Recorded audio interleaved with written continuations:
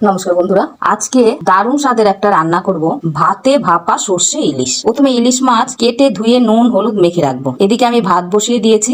এবারে একটা মিক্সিং জারের মধ্যে দিয়ে দেবো সাদা সর্ষে, কালো সর্ষে, নুন আর কাঁচা লঙ্কা। এবার একটা পেস্ট তৈরি করে নেব। পেস্টটা তৈরি হয়ে গেলে একটা আটা চালনির সাহায্যে সর্ষের পেস্টটা ভালো করে ছেঁকে নেব। আপনারা ছাঁকনিতেও ছেঁকে নিতে পারেন। এবারে ছেঁকে রাখা পেস্টটা হলুদ নুন মাখানো মাছের উপরে দিয়ে দেবো। এবারে দিয়ে দেবো আন্দাজ মতো নুন, হলুদ গুঁড়ো, কাশ্মীরি লঙ্কা গুঁড়ো আর দেবো 2 টেবিল চামচ কাঁচা সর্ষের তেল। এবারে সমস্ত কিছু দিয়ে মেখে নেব। এবারে নিয়েছি একটা টিফিন বক্স, তার মধ্যে মাছগুলো সুন্দর করে সাজিয়ে উপরে চেরা কাঁচা লঙ্কা দিয়ে বক্সের মুখ আটকে দেব। এদিকে ভাত হয়ে গেছে, ফ্যান ঝরিয়ে অর্ধেক ভাত তুলে রাখবো একটা পাত্রর মধ্যে। তারপর টিফিন বক্স হাঁড়ির মধ্যে বসিয়ে যে ভাতটা তুলে রেখেছিলাম সেই ভাতটা দিয়ে ভালো করে টিফিন বক্সের উপরে চাপা দিয়ে দিতে হবে। এমন ভাবে চাপা দিয়ে দেব কোনো দিক থেকেই যেন টিফিন বক্স দেখা না যায়। এবারে ভাতের ঢাকনা দিয়ে হাঁড়ি ঢেকে রাখবো 2 ঘন্টা। 2 ঘন্টা পর হাঁড়ির ঢাকনা সরিয়ে একটা হাতার সাহায্যে টিফিন বক্সটা বের করে নেব। এবারে বক্সের ঢাকনা খুলে গরম গরম পরিবেশন করুন। ভাতে ভাপা সর্ষে ইলিশ।